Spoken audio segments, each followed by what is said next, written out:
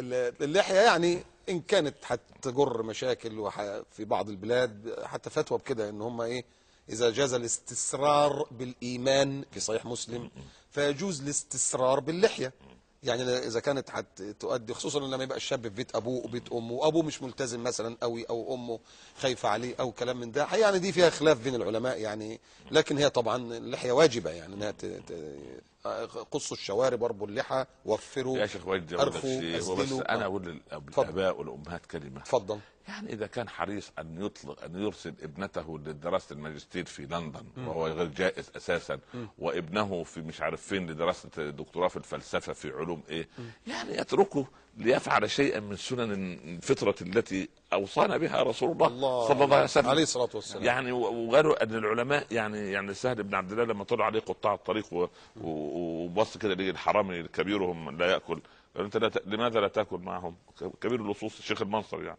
فقال انا اليوم يوم الخميس انا صائم. قال لص وتصوم؟ قال اترك بيني وبينه بابا عسى ان ادخل عليه يوما.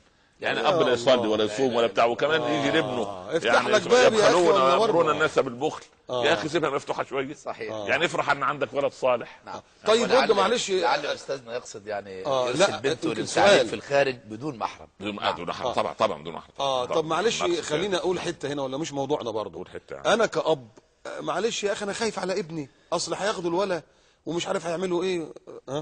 تقول له برضه ايه؟ اقول لك شيء ليس بمؤمن مستيقن الايمان من لم يعد البلاء نعمه والنعمه بليه. قالوا كيف يا رسول الله؟ قال لانه لا يعقب البلاء الا الرخاء ولا يعقب النعمه الا البليه، فالعبد بين هذا وذاك. امال يعني ولا تبلون في اموالهم ولا تسمعن من الذين، سبحان الله. هي هذه مسألة يفتى في كل في حالة على حدتها. على أضيق يعني. هل أمر تحسيني وإن كان فرضا يواجهه أمر من الأمور الضرورية أو الحاجية أم لا؟ يفتى فيها مفتي المحل. لكن لا يفتى فيها بفتوى عامة. لا يعني تطلق الفتاوى. نعم. أنا لا أحب الفتاوى الفضائية. نعم بصراحة يعني الفتاوى الفضائية. الفضائية